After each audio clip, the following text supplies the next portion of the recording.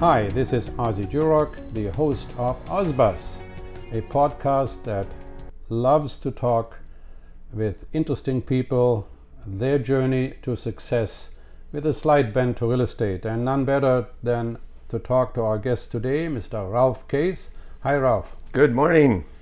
I'm glad to have you here. Tell us a little bit about how you got to where you are today.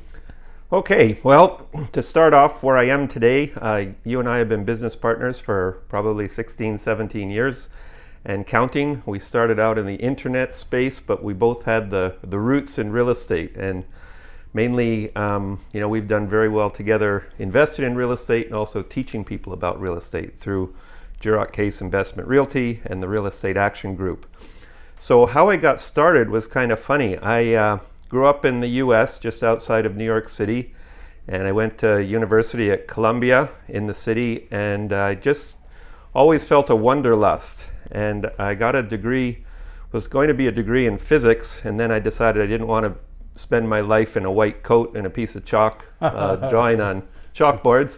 So I thought, oh, there's this thing called geophysics. I thought maybe then you go out and you climb on mountains and all this exciting stuff. So there I am in New York City studying to be a geophysicist. And I graduated, and my dad said, so now what? You can't get a job in New York City as a geophysicist. So that was before email. So I had to type out letters and send them off with stamps to two places. One is Houston, Texas. One is Calgary, Alberta, where there were oil companies. And this was the early 1980s, and there was an oil boom, and everybody thought you could get jobs, and I thought, okay, let's try this out. So lo and behold, I got letters back, and I got a letter from Chevron in Calgary saying, come on out, we'll fly you out and interview you. And I thought, woohoo! So another letter came from a company called Schlumberger, which was an oil services company from Houston, and they said, yeah, fly out, we'll interview you. So I said, okay, here I go. And so I got my tickets, they mailed me tickets, and I flew out, and first trip was to Calgary, Alberta, and I went out there, and I don't know why they rented me a car, but I was, I think, 21 years old, and went to the counter and rented a car, and I drove out to Banff and Lake Louise, and I'm an avid skier, and I just went, wow, this is incredible. So they had me hook, line, and sinker. They could have paid me anything, and I would have taken that job. But just to, see the other side, I went down to Houston and interviewed there, and they took me out to the shop, and I went in there, fresh-faced young man looking for a job, and one of the guys said, you're a Yankee? And I'm like, oh, like the culture runs deep down there. They still hadn't forgotten the Civil War, so I thought I'd better go to Canada rather than Houston. Well, all Americans are Americans. Oh my God. So anyway, I've been in Canada since 1981. I'm a Canadian citizen now. And anyway, that's how I ended up in Canada. And then the next step was, how did I end up in real estate? Well, when I came to Canada, I had a big dog. And I got to Calgary, and I couldn't rent a house. There was such a boom. Landlords would not rent a house to you with a dog. So I had to think creatively, and I figured out a way to buy a house.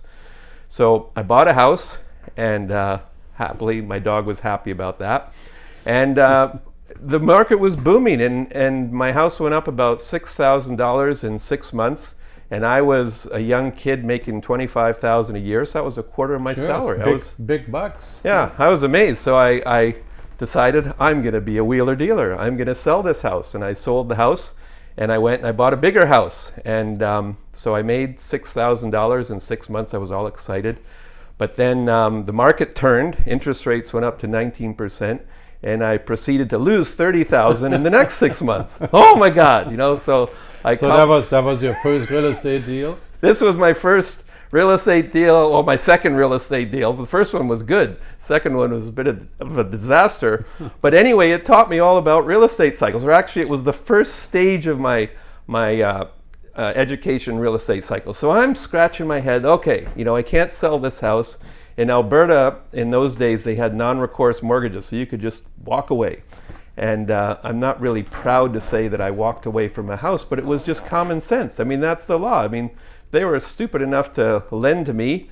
I wasn't going to sit around and pay good money after bad, so I just said, okay, I'm out of here. Well, I'm surprised with that kind of an experience that you then kept on going and. Well, my thought was that, okay, if the market's bad, this is the time to be buying. You know, like, sure, I was stupid to buy 6 months ago, but it doesn't mean I'm stupid to buy today. So I went back into Calgary and got back into the market and bought a house on 14th Avenue, right near Center Street, walking distance to work. And I bought a house for $63,000 with my wifey. And about 3 years later, it was worth $96,000. So we made $30,000 in the next 3 years, a bit of a roller coaster.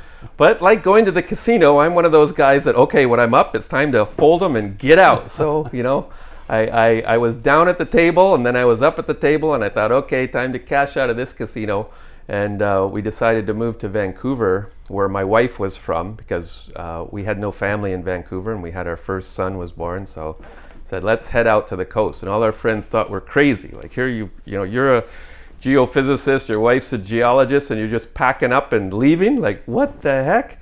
But I've always been one of a gambler. I've always been a wanderlust that, you know, it's the status quo is not necessarily enough. There may be something better if you just push yourself and you get into action, and you know, exciting things happen when you just make things happen. So I'm a little more mellow now, like I'm sort of riding on my laurels, and I'm risk averse. I'm not going to do anything super crazy. But you learned about rental real estate too. You were in Vancouver, you bought a house. Exactly. You bought a rental house, and yep. That gave you some gray hair. Yes. So anyway, it's always, you know, you always wish you hadn't sold a piece of real estate. So the house that we sold on, you know, 14th Avenue ended up going up a lot of money. It was a 50-foot lot. It was a great piece of real estate. But we went to Vancouver and we took that equity and we built it into something bigger. So my mantra when I came out here was not necessarily to buy a single family house, because my wife went back to UBC. So was investment house first, then buy a personal residence, and then start thinking about toys. But I always thought, you know, it's a phrase that Robert Allen used to do, the guy that wrote Nothing Down. It's guns versus butter. And I wasn't going to go out and buy butter and go on holidays and charge up my credit card and buy toys until I had bought some investment properties, bought a single family house, because that's the best tax-free deal we get in Canada, is the appreciation of our personal residence. So I was out there getting into real estate. And how I got into the business of real estate was, I had a little company and was going to move it to Vancouver, and we sold our house. And the way we sold our house was we looked across the street and there was a real estate sign that went up, and then the next day there's a sold sticker on it. I'm like, wow, that must be a good realtor. So I phone her up, and she comes over and she sticks a sign up on our house, and boom, it's sold the next day. And I just did a little calculation. So she made like probably 15, 20 grand in a matter of a couple of days. And we're sitting down at the dining room table as we're signing the deals. I said, so, you know, tell me about yourself. And she said, well, I just got back from a 6-month trip in Thailand, and, you know, sold a couple of houses, made $15,000, $20,000. So that gave you an idea. That gave me an idea. I said, that's the business I want to be in. You know, that's an exciting business. So I came out and I wrote the real estate test and got licensed, and I just went full bore into real estate. And my manager at the time was incredulous. Like, he would give all of us homework, you know, all the little newbies in the office, and Monday morning he'd come back and say, so what did you guys do? And I said, well, I talked to all the for sale by owners. I went to the expired listings. I knocked on doors, you know, and I'm dead. Like, I've been working like hell. And he's like, wow, you know, you're actually doing it. But you know, it's one thing to know, it's another to take the action. Exactly, it's taking the action. And I had a piece of paper on my desk, and it said no, no, no, no, no, no, no, no, no, no, no, no, no, no, yes. So you have to go through all those no's to get to the yes. So when somebody would say no to me, I'm just like, okay, I'm that much closer to yes. And sure enough, I remember sitting in my car on one Sunday going to see a for sale by owner, and I'm just turned off the car, parked, and I'm looking at the house and I'm going, Jesus, you know, I don't want to go in there. This is ridiculous. I'm a geophysicist. What am I doing? and then I just said to myself, damn it, you know, like, get a hold of yourself. You march in there and do it. And I went in, and sure enough, the guy said, oh, you know, he actually talked to me. He was civil. I ended up setting up an appointment where my manager came in with me, and we got the listing. I got my first listing. Yeah. Hallelujah. That was the most exciting thing of my life, but I'd gone through so many no's. But that actually gave you a good start also for the rest of your life, because you realize that, you know, the idea is good. Just because it doesn't work right away, it doesn't mean that the idea isn't good. You got to be persistent and keep on going. But the interesting thing is that one listing, there's so many intricacies or threads with my business world right now that stem from that one listing. Like I ended up double ending it, and the person that bought it, you know her, Kim Sue, become one of my great friends, and she used to work for me, and you know I'm still in touch with her. Through people across the street, I met contacts I ended up buying investment properties with. Like, you never know what one little thread or path is going to lead to, and you know, the amazing things that can lead from just one yes or one door that opens. So, but the key is that you have to take the action. You got to take the action. Once you have some education, once you have some know-how, once you get an idea, and I know that you're very high also on the fact that, you know, why are you doing what you're doing? I mean, there has to be maybe some sort of a purpose.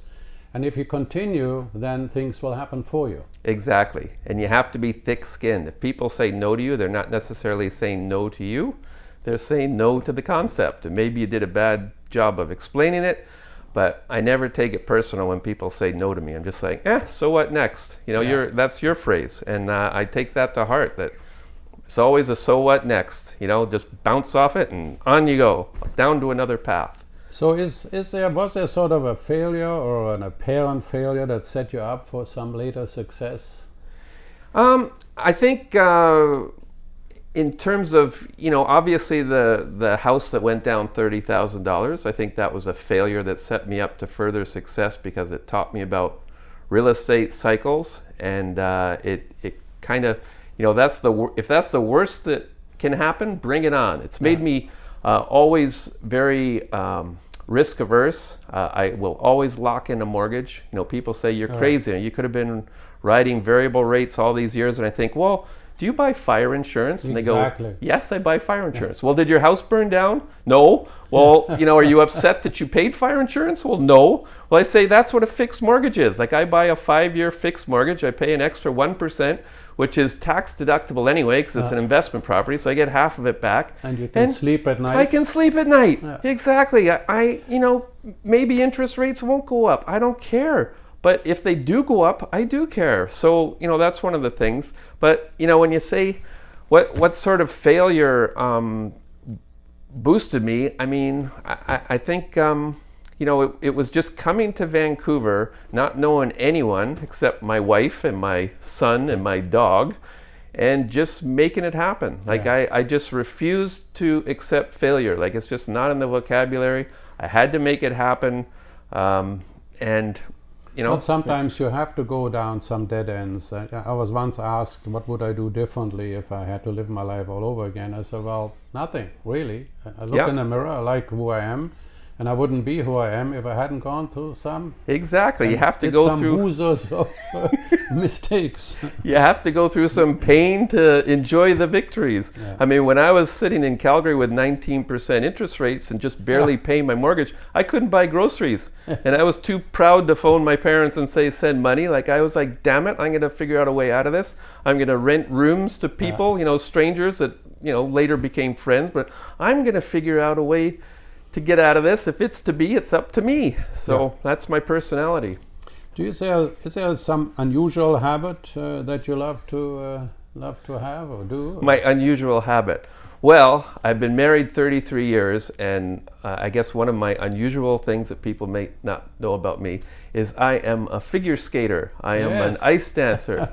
And the reason I did this was because our kids were growing up, and my wife took them to skating lessons, and my kids didn't like skating, but my wife fell in love with skating. So all of a sudden she's going off, you know, 2-3 nights a week to go skating. I'm like, damn it, you know, I better go buy some skates. So I shocked her. I went out and I bought skates.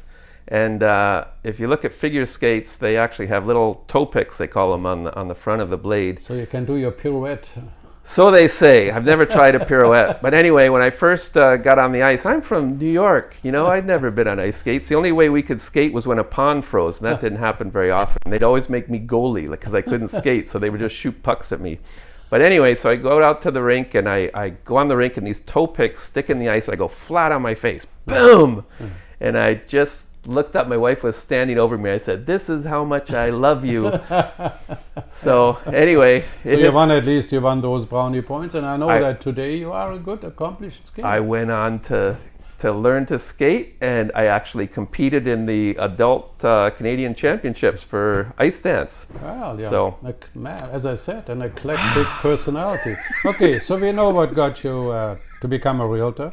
How did you move from being a sales-oriented realtor to an investor? Okay, this is a good one. Well, first off, when I mentioned that house that I sat outside and I ended up listing and I double-ended it, I remember sitting at night in bed after I'd signed that. Someone walked into my open house and bought it, and I figured I just made $10,000 in a day. They came in, I got the listing commission, I got the selling commission, and I was just so excited that that was an amount that was almost half my salary at Chevron, and I made it in a day. And that you can just do this. Like, it's just up to you how many listings you can get and how many double ends you can get. So the sky was the limit for income, and that was just an exciting thing to me, that I was now in control of my life, my own destiny. I could make as much money as I want. I wasn't sitting around waiting for a pension. So what turned me into the investment side of it was, I'm a scientist, and I would take people into a house and the numbers were great, and then they'd start talking to me about the carpet or the way the window faced or the noise from the street. And it just drove me crazy. Like, I couldn't handle it. And plus they would want me to come out on weekday evenings and look at houses, and I had kids. I've got 2 sons and a daughter that I love very much, and I like spending time with them, and I like having control of my time. So I decided to just get into working with investors, because investors, I could say, hey, I'm not working this weekend, come during the week and we'll talk. And pretty much they would buy that. So it got me out of working weekends, working evenings, sitting in open houses. I'm a numbers guy, I'm a physicist, I'm the guy with the chalk and the white lab coat and the chalkboard. I always want to figure things out. And so it was a nice dovetailing. And the other thing that was interesting with investment properties was, I figured, I can just find a building, and this is what you and I did together, and we can just sell the whole building ourselves. We don't need salespeople. So one of the first deals we did was a little 48-unit building up in Kamloops, where we were going to sell 48 units, and you give me credit for this, and I'll take it. But anyway, I said, why don't we make everybody buy 4? So that we just make 12 deals, because these were only like 40. That was actually pretty brilliant, because you consider you have to deal with 48 people or 11 people, particularly since the prices were $42,000 for one bedroom. I know, that's the part that wasn't brilliant, because they went to 120,000. We should have kept them all. But anyway, we sold those in like a day or two, and we made hundreds of thousands of dollars. And that's the way real estate should work. It should be you do it scientifically, do it smart, and always make it win-win. Like, I still have investors that I sold their first investment property to that are still my clients, because I always look at the win before I look at any commission, any gain for me. I always want to make it work for the client, because my marketing philosophy is the best client is a repeat client. I don't want to have to keep going out and finding new clients. I just like my old clients. They're great people. They refer their friends to me, and that's a happy to me. I mean, that's so important too. That's why we also like to keep 1 or 2 units in any of the buildings that we sold, and we sold a couple of thousand units in British Columbia, and then at least we have our fingers in the strata minutes. We understand what goes on maybe with the building afterwards, because we care. That's right, and we've made a lot of money on those units that we hung on to, so that's happy too. They can't make all the money. We have to be, you have to. As a realtor, I'm amazed how many realtors don't own real estate or only buy their own home. I always thought my first most important priority is to buy investment properties for myself, for my kids, for my wife, for my family, because I just am hook, line, and sinker. I believe real estate is the best investment you can do possibly. The only thing it lacks is liquidity. So I put some money into an RSP so that I have a liquid investment fund, but I am just a huge fan of real estate. Yeah, no question. I mean, after leverage alone, I mean, somebody that has $10,000 can tie up $100,000 property, and with that $100,000 property goes up 10%, he makes 100% on his money. Yeah. Listen, in the last 5 years, what sort of a new belief or a habit has most improved your life? I think the one that has most improved my life is the idea of buying an apartment building and tweaking it and getting a tremendous amount of value out of increasing the net operating income. So rather than looking at a property and looking at the general market and hoping that the market will go up, just looking at a market that's flat. How do I make money in a flat market? So you and I went down to Phoenix in 2008, just as the big debacle and Lehman Brothers is crashing and the world is coming to an end. And we go down there and we start looking around, and holy smokes, real estate is cheap. And we were looking at 2-bedroom condos with in-suite laundry, a fireplace, all one level, sort of like a patio home. And they were selling as short sales for like $23,000. And we looked at each other and said, look at that pickup truck in the parking lot. That's worth more than $23,000. Like crazy people down here are buying Ford F-150s and they're not buying these condos. So we loaded up on these condos, or we loaded up writing these short sale offers. And then 6 months later, we get this call from the realtor. We'd forgotten about him. They said, the banker finally got down his pile of short sales and he'll take it. We're like, what do you mean they'll take it? Like, they'll just buy it. We expected counter offers. Send money. And so you and I look at each other like, oh, geez. So we start wiring down, $20,000, $23,000, whatever, and buying these things up. And it wasn't more than a year later. Like already they had gone up in value. So the bankers weren't paying attention, because in the 6 months since we wrote the short sale to 6 months later, the market was already starting to turn, but they just wanted to clear the desk. So we loaded up, and then we sold them and doubled our money in about 2 years. And that's the kind of thing that it just excites me to just look for opportunities. But back to the idea of increasing the net operating income. While we're down in Phoenix with our other partner, Dave Barnes, we started looking at apartment buildings and feeling that the rents were going to increase. So we would just buy a building and say, look, this is a great 69 unit townhouse development. We're going to buy it. We're going to increase the rents, and then we're going to sell it. And the way it works is there's this thing called the multiplier effect. So if you buy at a 6% cap rate and you can increase the rent on 10 suites by $5,000 or $500 a month. So say you increase your monthly rent by $5,000. So you've bought a building, it has 10 vacancies, and you fill them up at $500 a month.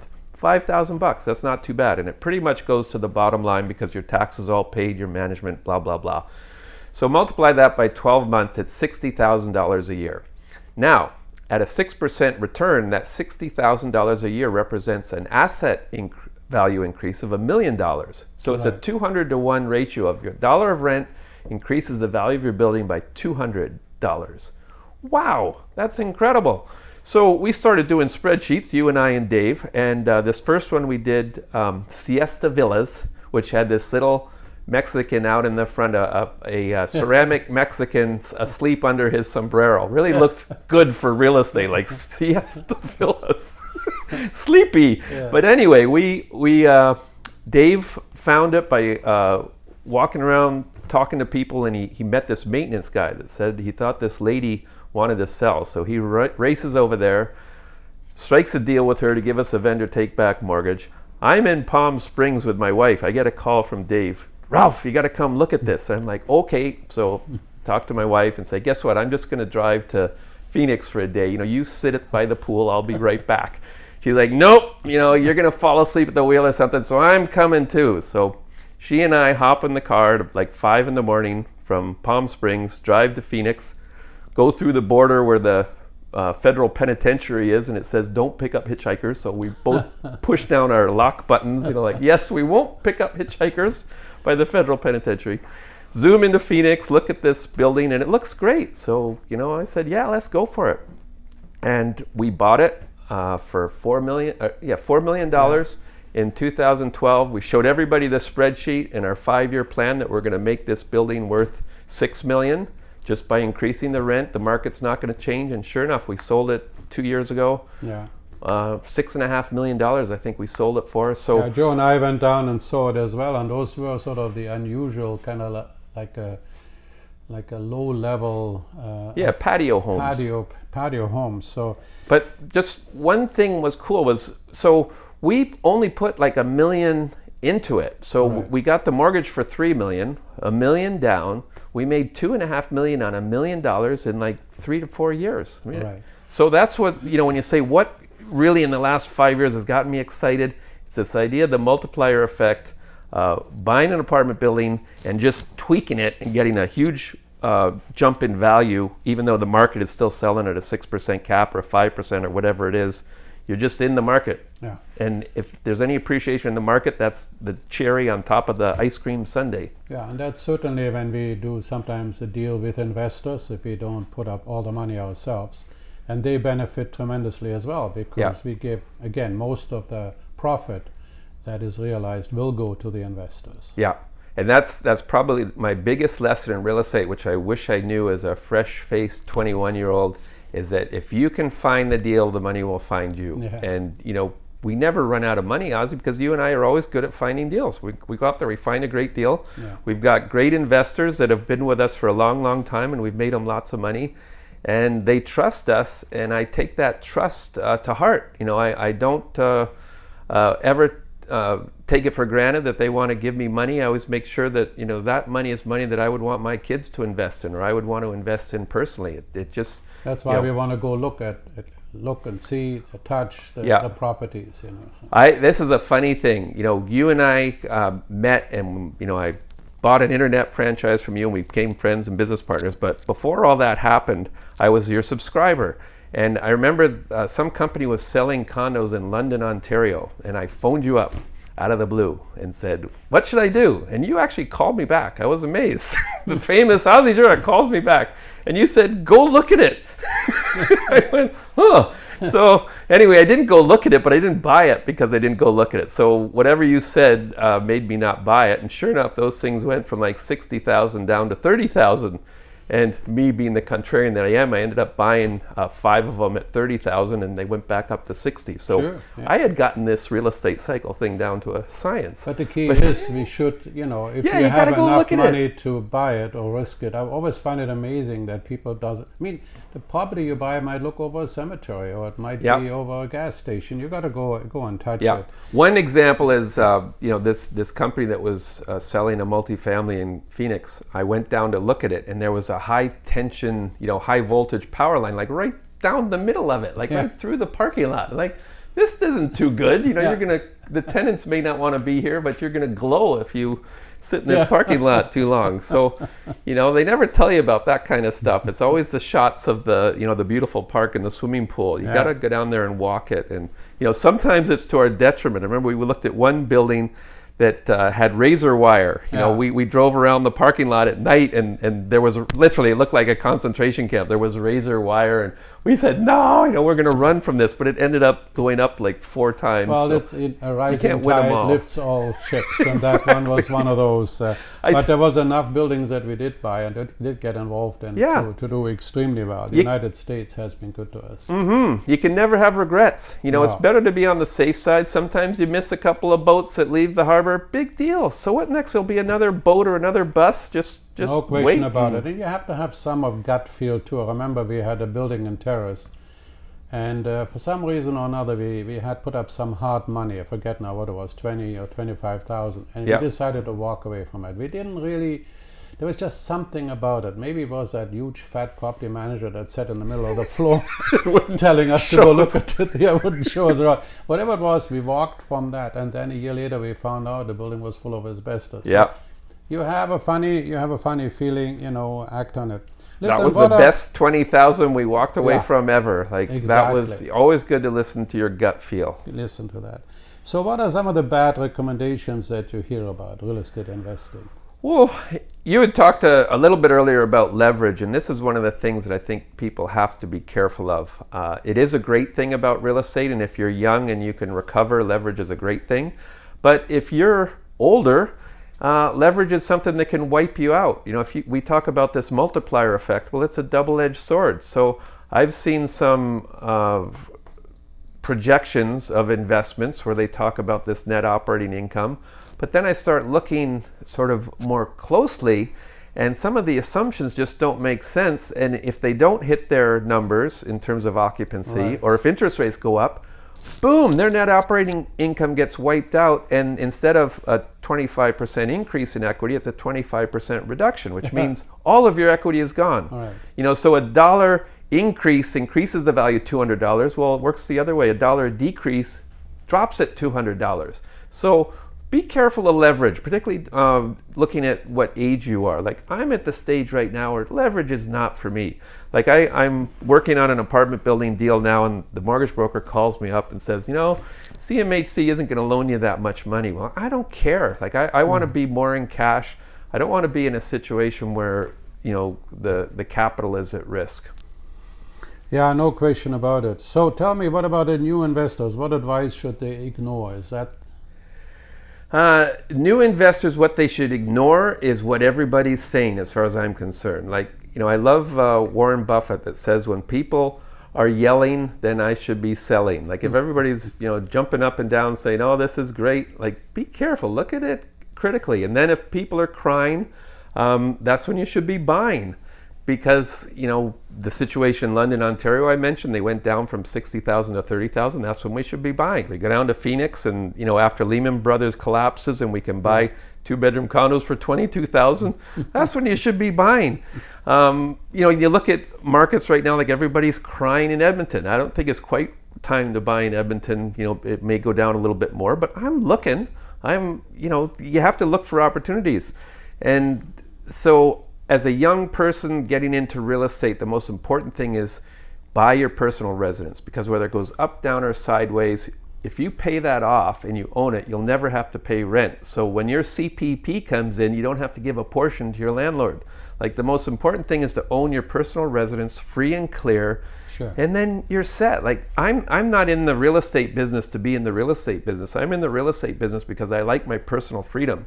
And I've built this paradigm now. It's kind of funny that people see me on Facebook or Instagram, and instead of seeing me on the ski hill and going, oh my God, Ralph is off playing again, they see a picture of me at work and they go, oh my God, Ralph's at work. Oh my God, you know, it's like they're surprised to see me working rather than surprised to see me playing. We don't see you there that often, those pictures that you're actually working. I know.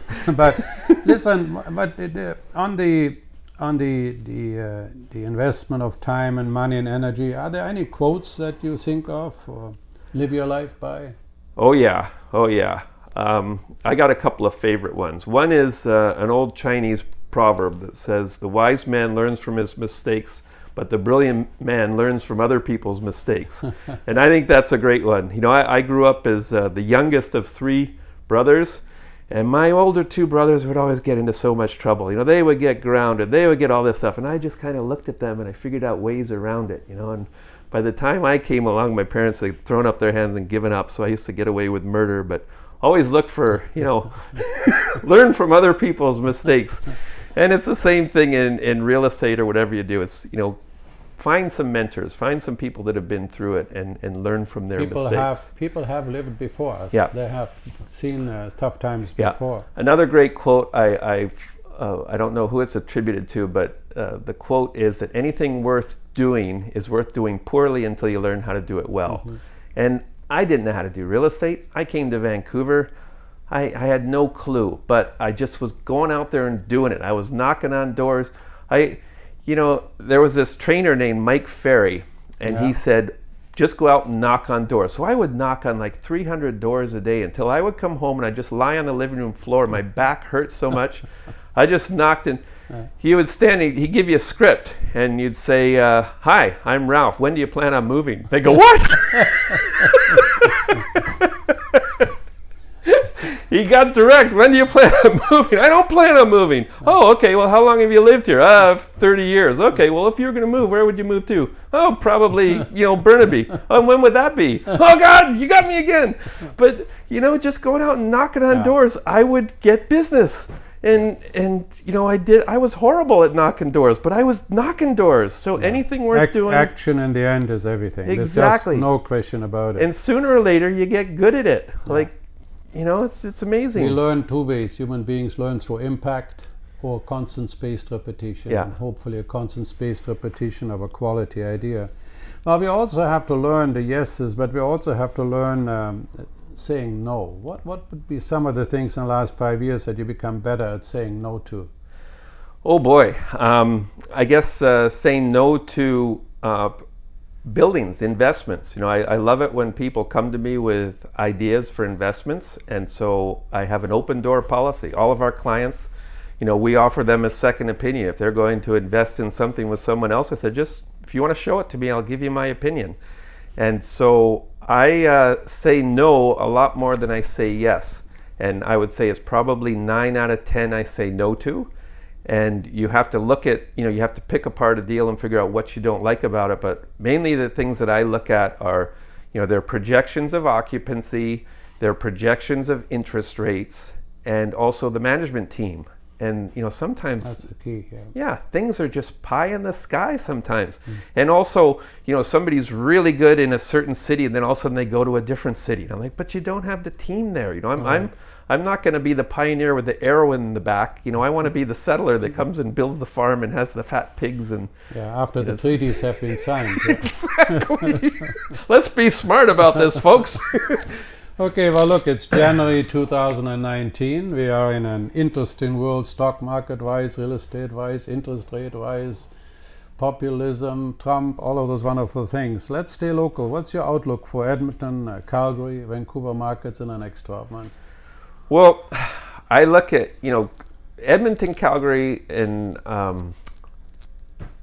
Vancouver are very, very different markets. Like, I just see Vancouver as a market where rich people come and they park cash.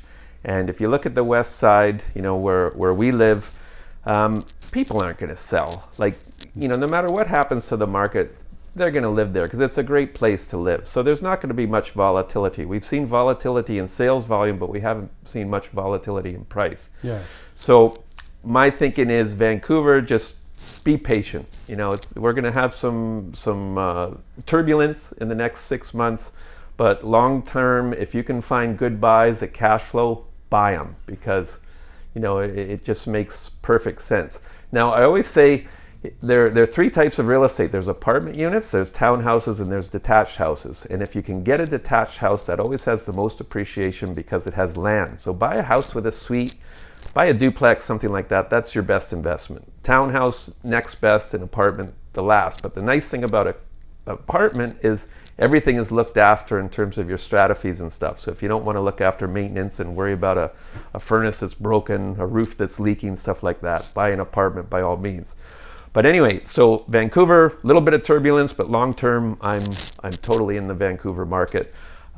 Calgary and Edmonton are kind of funny because Calgary is where all the white collar jobs are, the geophysicists, the geologists. So when oil goes bad, Calgary gets hit harder. Because those are the first people to get fired. They can't fire the guy that's pulling oil out of the ground because that's where their bread and butter is and their money is. So Edmonton seems to do better than Calgary in a recession. Now that being said, I think Calgary has more upside when it does pop, and it's a great livable city. And I think they're going through tough times now, and it's time to start looking at buying because they've been hammered. And there's always opportunities. You might not always pick the perfect bottom.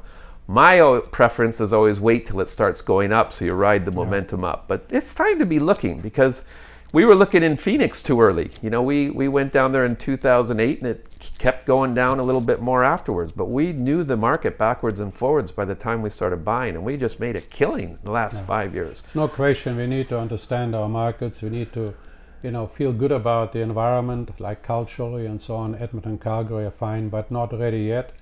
Well, look, it's been an exciting few years that we've had in the real estate market. It will continue to be that way. We've been in this wild and woolly market, ups and downs all the time through Russian crisis, oil crisis, you name it. And here we are today. Probably will have some other crisis, but one thing is for sure, as you said, you buy your own house. If nothing else happens, you pay off the mortgage. You've created your own bank account. And if it doesn't happen today, it'll happen next year. But go, by all means, look, make offers, be positive. Ralph, thank you so much for doing this, and we'll catch you again. I hope so. Thanks.